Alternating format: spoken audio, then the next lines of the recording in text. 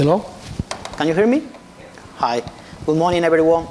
For those that don't know me, that didn't join us yesterday, my name is Rafael Picó. I work for Content Mobile, Business Development and Strategy. The company, we are present in 15 countries. We were well known in the industry through gaming and e-sport, and recently we are investing heavily in sports, live sports.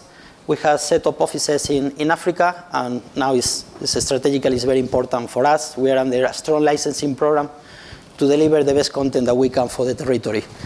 So what we are going to see today is the challenges of a leading content provider in Africa in today's age of digitalization in Africa.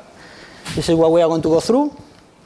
And to start, we are going to have a quick trip down to memory lane prior to 2011, when the main distribution channels where the users they prefer to acquire the content, they were the app stores from the telcos, where user acquisition, it was not as relevant as we know it today. The money really was made by the visibility, be stowed by the telco. On those days, we will go, visit the telcos, get the content approved, and trying to fight for visibility. As you could see, the number of slots, it was limited.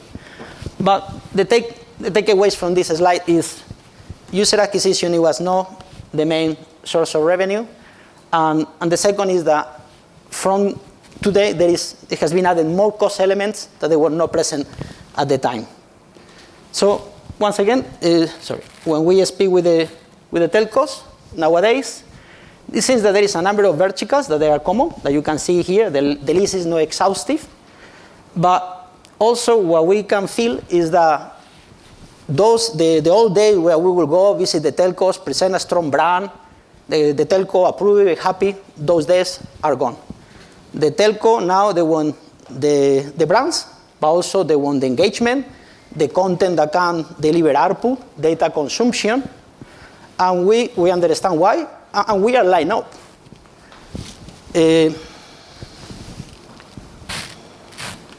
So the first challenge that we face, or one of the challenges, is to position ourselves in the eyes not of the telcos, but of a number of telcos.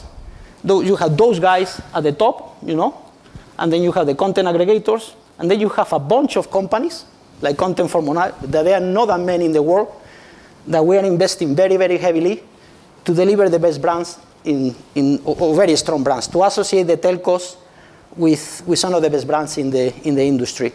And we are not definitely content aggregators. And that, it has repercussions in a business like content for mobile, where we are in a mission to really invest heavily to deliver that content. So this is, I don't know how well you can see that. Probably not that well. But you have the aggregators, I will explain to you. And typically it's generic content. Here the aim is really the hook, the conversion, but the offering is limit. The marketing the creative is more aggressive. The acquisition the payment is via CPA, cost per acquisition. Probably they will use affiliation, and the content is acquired either by low fees or low revenue share, but is not required a minimum guarantees. And I will tell you, not necessarily it's bad content, but it's nothing to do with what we offer. We are offering global brands, streaming services, video, live content, a wide offering, in some cases equivalent to 10.2 years of content. The marketing, very expensive, because we use AdWords, so the payment is via CPC. So independently if the user subscribe or not, we have to pay for the advert. And then the content. High revenue share, high licenses, minimum guarantees required. Once again, the risk is higher, because if we do the money or not, we have to pay for the minimum guarantees to the licensors. So as I say, it's not necessarily about content, but we are in different business within the same ecosystem. So another of the challenges that we face, ironically, is internally to qualify markets. After we have done our market research, sometimes We see the taxation and some of the components. We see some markets in Africa, it can present a bleak scenario. And also when we do our competitive analysis, that today, thanks God, we have fantastic tools to the hands of our anti-fraud service providers. And we see our competitive analysis, and we see the quantity is important, because obviously even in very large markets, the traffic is limited, and we are all fighting for the same users. But it's more important the quality. If we see that there is a lot of aggregation, if we see that the marketing that is done is very aggressive, we cannot compete. And look, we are not being here the moral police. It's mathematics. We cannot compete in cost. They are going to be paying CPA, but potentially the CTR is going to be higher, and we are going to be paying CPC, so we cannot really compete or complicate our things in terms of profitability. So some of the hidden cost brands, they are, and they will be expensive, not just the licenses, but also even all the onboarding process. Some of these negotiations, they can linger for a very long time. Now, in a huge company, it doesn't make any difference. But companies, we are not a small company for a publisher, but obviously we are not Samsung. So it's a cost as well. Then we feel that there is more level or layers of taxation in Africa than in other territories, with more excise duties, or fees, like local fees, like the case of Congo Brazzaville, where you had to pay $16,000 for streaming services. Then some of the costs, the costs that they have come up that they were not present in the past, or that the content provider didn't have to cover, like the customer service, the compliance. That, by the way, we are completely in favor of compliance. It protects the user, protects the telco, protects us. And also the requirement of local partners that not necessarily they are required in other territories. Sometimes a vast partner for integrations, like in Senegal, Ethiopia, Nigeria. Sometimes to redirect the money, like in the case of Tunisia. Or sometimes to host the data, like is the case of Tanzania, Rwanda. All these mitigate our costs. For us, that we provide a full solution, and besides of publishing, we are also a technology company, that the government require, or the regulator, a vast partner, to do an integration where we have completed more than 200 integrations, it really doesn't add any value. So as you can see, it's many elements that all mitigate our cost. And then we can hear, and you are not going to see nothing, but I will explain to you. So the commercial terms and the business rules, the business conditions that we negotiate with the telcos all have an impact in profitability. And in a company like Content for Mobile, our mission is really to deliver the best content that we can, or invest heavily in content. So you can see, or you cannot see, but I will explain, the user journey is available, who is hosting, the identification, if there is hidden enrichment or not, if there is flexibility or not. All this, it has an impact. So you come with all the KPIs that you have compiled to provide your revenue forecast, and you say your target market after you have considered the smartphone penetration, the identification rate, success chart rate, that they are typically low in Africa, your churn, the end user prices is very key in terms of ROI. You apply the taxation of the country, the payment to the telco. If there is a payment for the VAS provider, that could be in some cases over 30%. If there is DTT or no, the integration cost, another cost. The list is not exhaustive. And then you arrive and you say, what is my ROI? And then we have to take, strategic decisions, important decisions of what to do. Every company has to support their costs. My point here is that surely we cannot be in the same basket, the content aggregators, because our cost structure, our risk, our investment in a full solution, our investment in marketing, and investment in content is far superior. So if we really want, it is something that somehow Ansel has mentioned, if we want to keep improving the industry and provide the user the content that they deserve, but surely we cannot have the same conditions that a VAS, an aggregator. Sorry. And things, they are already much better. We have experience, we know of telcos that they sign special conditions for the right content. There is even telcos that they have tailored legal agreements for premium partners. And as we continue working collaboratively with the telcos and other stakeholders, the things they are going to keep improving. I really think so. Well, I know because even the previous conversations, all things that we are lined up with that. So in order to overcome these challenges, we invest heavily in brands, invest heavily in marketing, not just for what I mentioned before about the CPC versus the CPA, but also our marketeers. They have years of experience running user acquisition via DCB. We associate telcos with some of the best brands in exchange of a revenue share and they cover their DCB. That for me is one of the best payment methods in the industry, especially relevant in Africa, where it's the lowest credit card penetration in the world at 3.92%. Invest heavily in technology in-house, and also we are connected with all the leading anti-fraud solutions in the world. With that, we decrease customer complaints, mitigate risk, more satisfaction for all the stakeholders, and we carry on with the next product. So this is in order to overcome some of the challenges, we bet for content. You can see some of our brands, and to be honest, you cannot get it much better than that.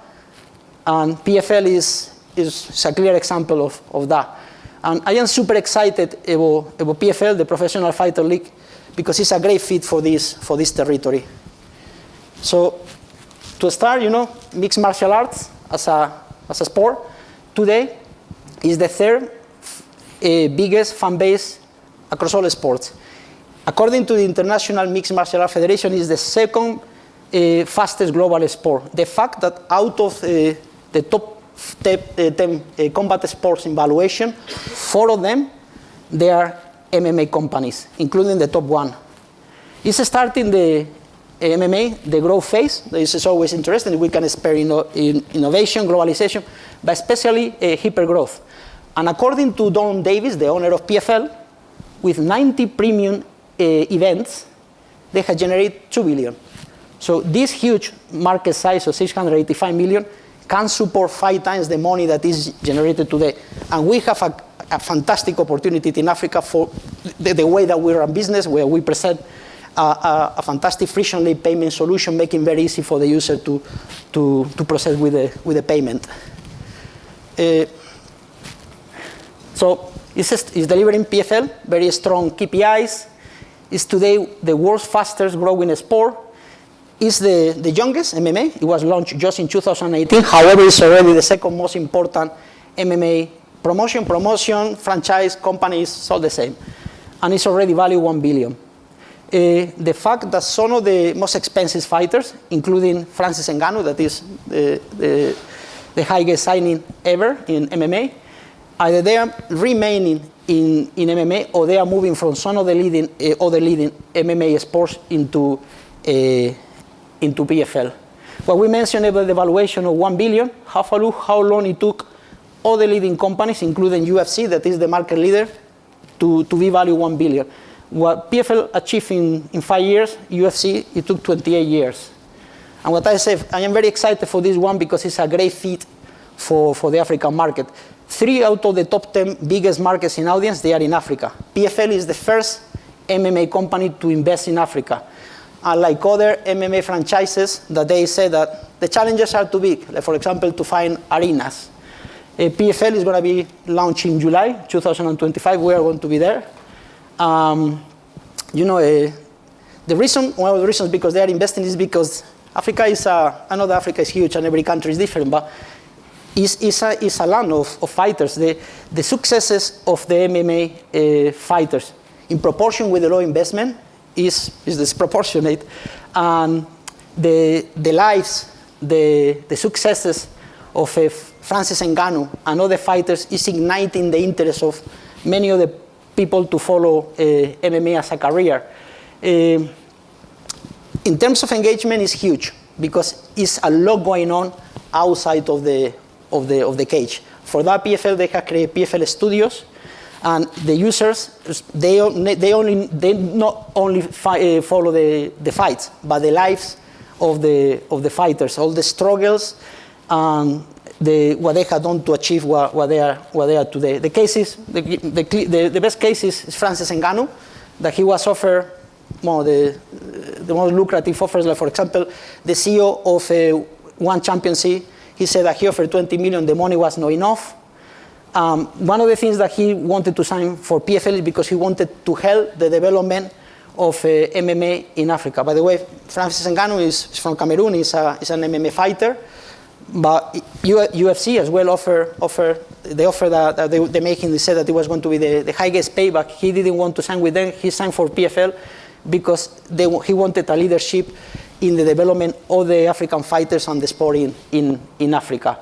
Well, look, the data is clear. We can agree, but one thing that is clear is that PFL is investing in Africa, and so we are Content for Mobile. We feel very proud to be the true custodians of the PFL distribution via DCB. By the way, it's just a nice set of skills to have. There is a study of the Stanford University where apparently in the slums of Nairobi, 1 every 4 women, adolescent girls, they are subject of rape. And what they prove is with a short course of self-defense, within 10 months, it decreased the percentage in 15.4%. So the PFL MMA is here to stay. The opportunity is now. And also investing not just in brands, but anticipating to market trends, what we have done with eSports. So you can see there is an 800% increase. And today, eSport, the size of the market is 640 million people.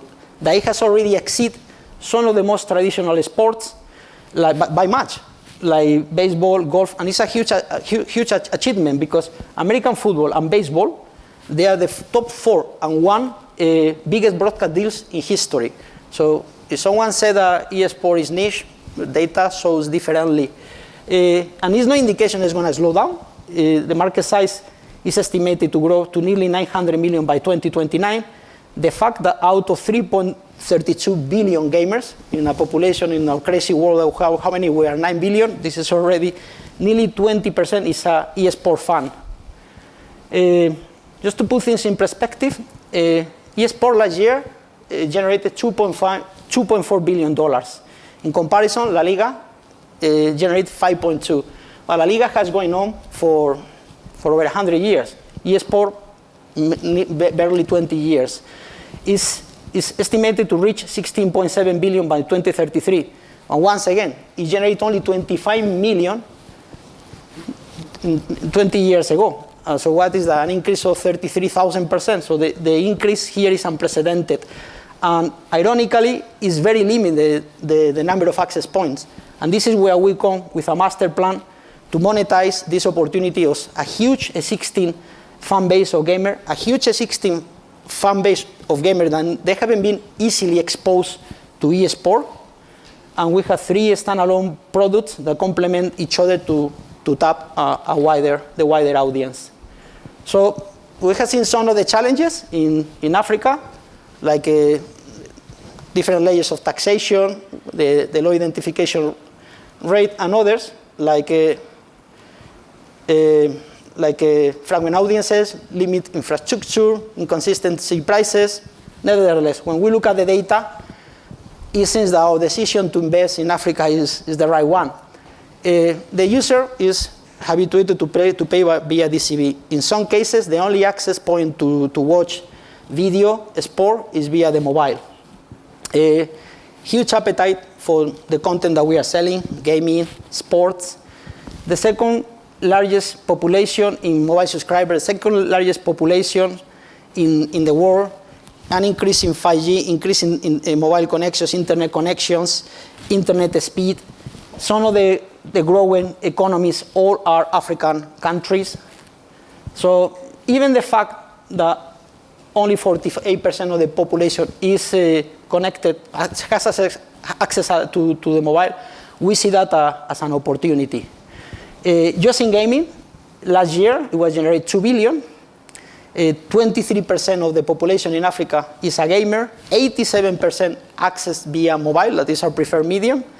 The fact that there is the government and there is investing hosting eSport and gaming sports across all countries in Africa. International recognized figures like Kenyan Sylvia Gatoni, that, by the way, Martika, thankfully I contacted her, and I was hoping that probably we will meet her. But she's an inspiration for young girls and boys to show them that it's possible to have a career in gaming.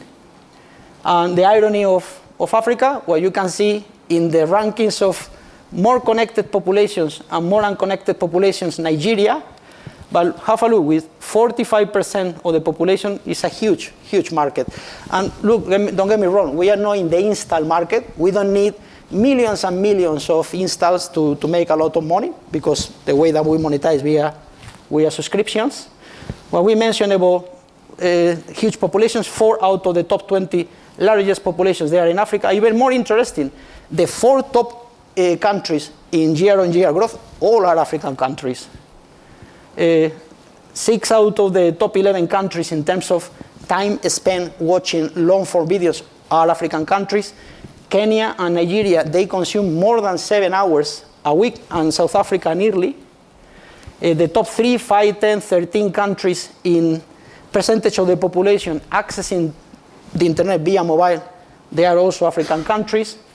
So this is the end of the presentation. So I hope that we were able to show you a little bit more about the challenges of a true leading content provider.